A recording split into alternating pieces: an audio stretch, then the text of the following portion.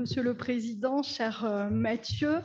J'en profite, comme de coutume, pour remercier Alain Pariente de m'avoir convié pour cette manifestation très réussie et pour m'avoir donné l'occasion d'intervenir sur un domaine qui est un petit peu à la marge de mon champ de compétences habituel, puisque j'étudie la fiscalité verte principalement au niveau des impôts nationaux et plus accessoirement au niveau en mettant un coup de projecteur sur la fiscalité locale. Donc, il m'appartient d'intervenir donc sur la fiscalité verte à venir de la fiscalité locale. Donc, la rencontre entre la fiscalité locale et l'environnement est fortuite. Les cas dans lesquels on trouve une fiscalité locale de l'environnement, c'est-à-dire un impôt qui est délibérément mis au service d'une politique de protection ou de gestion de l'environnement, sont rares. Ces constats étaient opérés au moment de la mise en œuvre des premières lois de décentralisation par le professeur Robert Herzog lors d'un colloque organisé en 1983 à Nice sur le thème fiscalité et environnement. En 2011, Gilles Desmoulins constatait la faiblesse des liens qui unissent fiscalité locale et protection de l'environnement. S'il peut être démontré que la fiscalité locale a été pionnière en matière écologique, et c'est ce que fait notamment Fabrice Bain dans l'un de ses articles, 40 ans après les premières mesures de décentralisation, ces liens entre fiscalité locale et environnement paraissent tout aussi ténus, sinon invisibles, ou du moins toujours méconnus. Pourtant, ce couple fiscalité locale et environnement et fiscalité verte ou fiscalité de l'environnement paraît inséparable. Peut-être, comme cela a été souligné par Fabrice Bain, peut-être par la force de l'habitude. Dès lors, se demander si la fiscalité verte peut être l'avenir de la fiscalité locale n'est pas complètement insensé. Alors, comme cela a été souvent relevé, le terme fiscalité verte, auquel on assimile généralement fiscalité environnementale, fiscalité de l'environnement, écofiscalité, ces termes sont généralement utilisés de manière synonyme, mais pour plus de détails, je vous renverrai là encore à un article de Fabrice Bain paru à la revue Gestion et Finances publiques au début de l'année 2021. Donc, il a été souvent relevé que le terme fiscalité verte reste difficile à définir, difficilement saisissable. Donc, je ne vais pas rentrer dans les questions de définition de la fiscalité verte ou environnementale, mais j'en retiendrai, par rapport aux différents écrits en la matière, j'en retiendrai une définition large en partant de la définition finaliste, selon laquelle la fiscalité de l'environnement est constituée de l'ensemble des mesures fiscales instituées avec l'objectif de contribuer à sa protection, et en combinant cette définition finaliste avec l'approche matérielle ou réaliste retenue tant par l'OCDE que l'Union européenne et également par les institutions nationales, donc les différents organismes tels que le Conseil du développement durable et autres organes utilisent cette définition, cette approche matérielle. Et donc cette approche matérielle qui s'appuie sur un critère d'assiette. Alors cette combinaison permet de faire entrer dans notre champ d'étude les écotaxes, les taxes environnementales, et les taxes liées à l'environnement. Donc, taxes environnementales, taxes liées à l'environnement, c'est selon Guillaume Sainteny la summa divisio. Mais également, cela permet de faire entrer dans le champ de notre étude les mesures fiscales incitatives. Il convient également d'appréhender le système local dans sa globalité, tout au moins les dispositions qui sont applicables sur le territoire fiscal français, ce qui exclut en fait les collectivités d'outre-mer mais on pourra y faire appel à titre de comparaison. Alors, ce système fiscal local est composé de l'ensemble des ressources fiscales dont bénéficient les collectivités territoriales pour assurer le financement de leurs dépenses, ou du moins d'une partie de leurs dépenses. Donc, ils sont rattachés les impôts directs locaux, donc taxes d'habitation, taxes foncières et contributions économiques territoriales, mais également d'autres taxes qui y sont assimilées, qui sont assimilés à des impôts directs, et également donc, les impôts indirects locaux qui constituent un ensemble hétéroclite de taxes indirectes, considérées quand même importantes pour les budgets locaux malgré la faiblesse de leur rendement.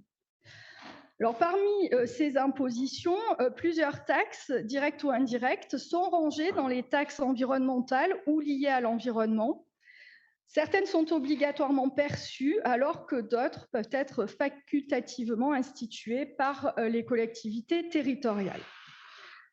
Alors, ce système fiscal local, on le sait, dépend cependant de la politique économique et, a fortiori, de la politique étatique en matière environnementale. Les collectivités territoriales ne disposent pas, comme chacun sait, de compétences fiscales, si l'on accepte donc les collectivités d'outre-mer. Donc, elles ne disposent pas de compétences fiscales au-delà de ce que le législateur veut bien leur accorder, et à condition que ce dernier ne légifère pas en deçà de sa compétence. Donc, elles peuvent fixer l'assiette et le taux des impositions dont elles perçoivent le produit dans les limites déterminées par la loi, ou décider de percevoir des taxes facultatives dont le régime est également fixé par le législateur. De fait, les collectivités territoriales ne disposent pas du pouvoir de créer un impôt environnemental, ni même de décider d'instituer des incitations fiscales dans le cadre des impôts qu'elles perçoivent. En tout cas, si le législateur ne l'a pas prévu.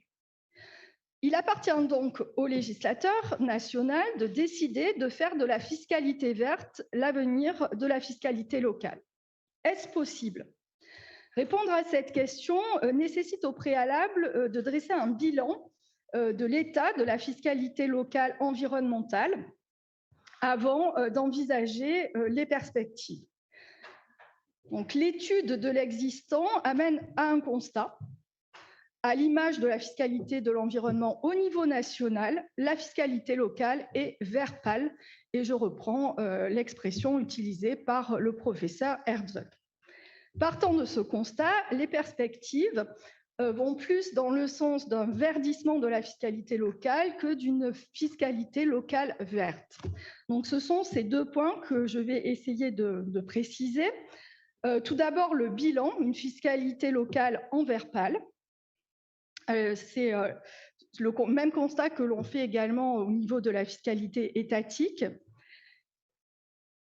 Et donc, on s'aperçoit que la fiscalité locale n'est pas indifférente à l'environnement, et également donc qu'il y a plusieurs taxes environnementales qui sont perçues au niveau des collectivités locales.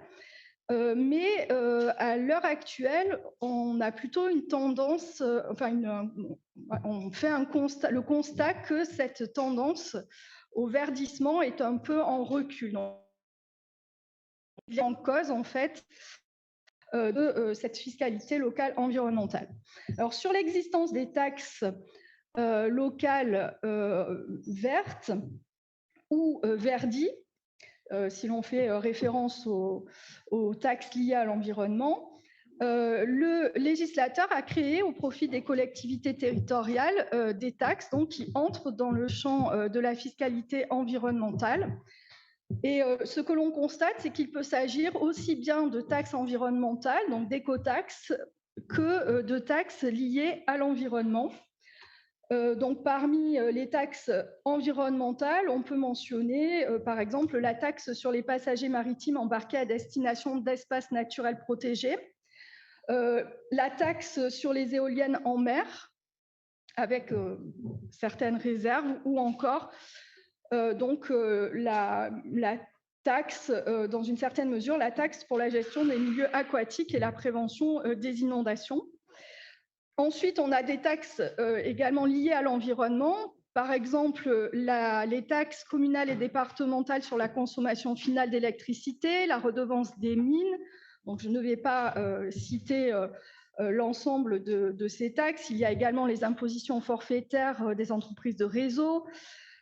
Donc, il y a un certain nombre également de taxes liées à l'environnement qui sont certainement plus nombreuses que les véritables taxes environnementales. Ensuite, deuxième constat, ces taxes locales, elles portent au niveau de l'assiette aussi bien sur l'énergie, les transports, la pollution et les ressources naturelles, qui sont les 4 éléments qui servent de base aux impositions liées à l'environnement.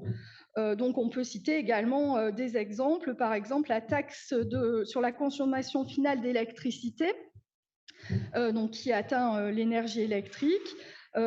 Concernant les transports, les taxes d'immatriculation et la pollution, on peut mentionner également la taxe d'enlèvement des ordures ménagères.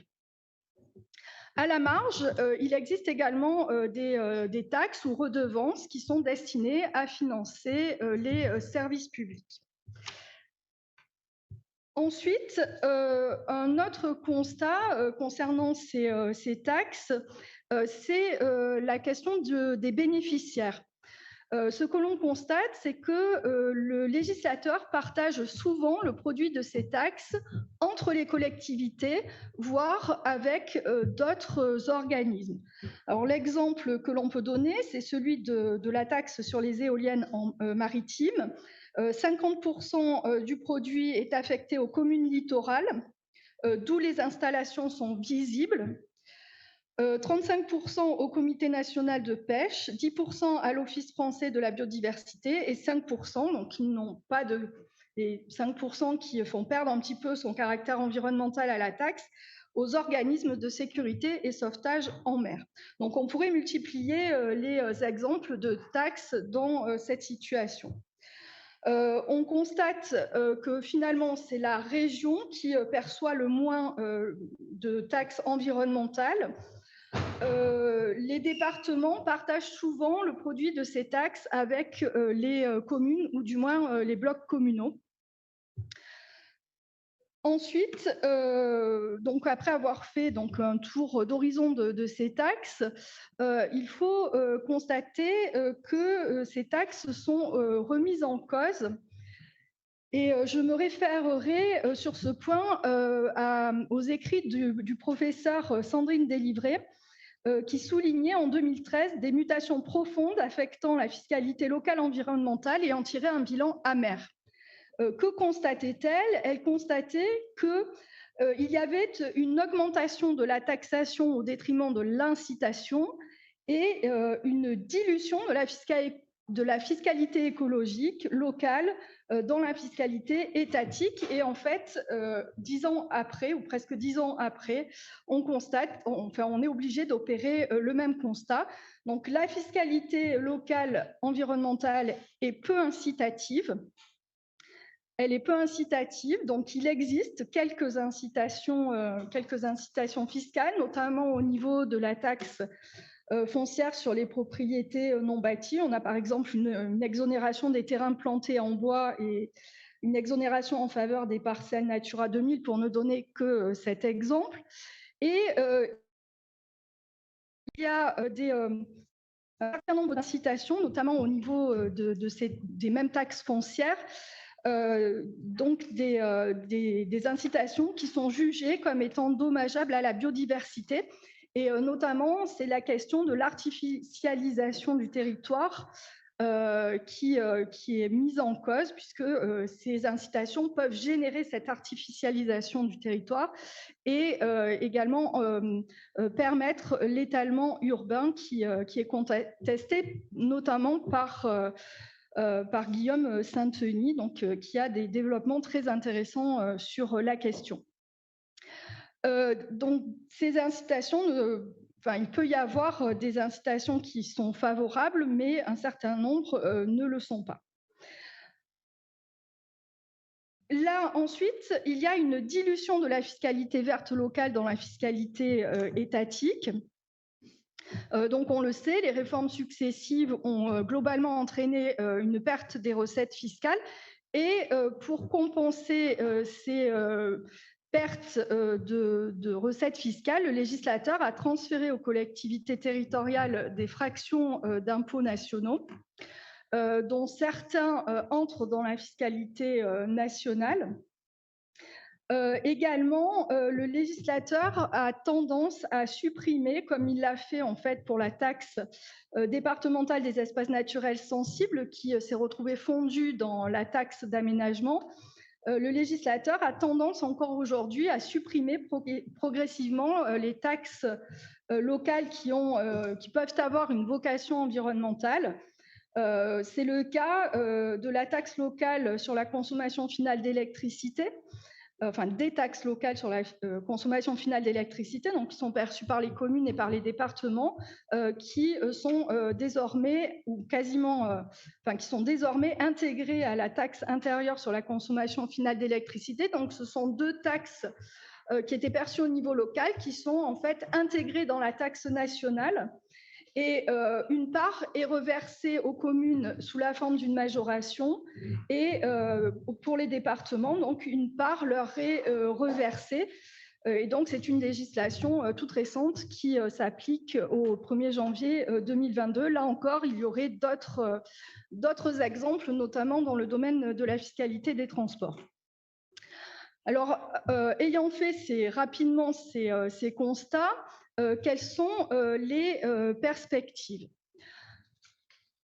Alors, les perspectives peuvent être donc un verdissement de la fiscalité locale.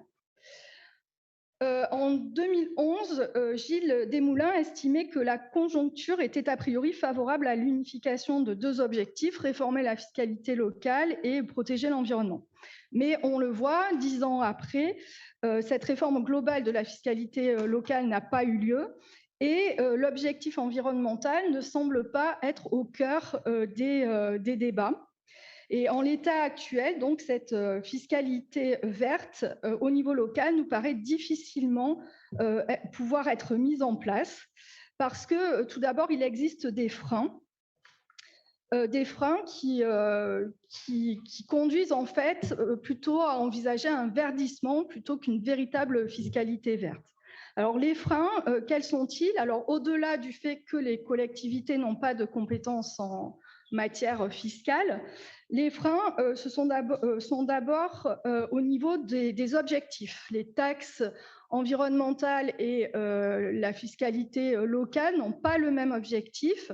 Les collectivités ont besoin de la fiscalité locale pour financer leurs dépenses. Donc, la fiscalité locale doit avoir un objectif principalement budgétaire, alors qu'une vraie taxe environnementale n'a pas un objectif budgétaire. Elle doit permettre de protéger l'environnement et, de fait, si elle remplit son rôle, son rendement doit petit à petit disparaître. Donc, elle doit finalement finir par s'éteindre si elle remplit l'objectif de protection de l'environnement.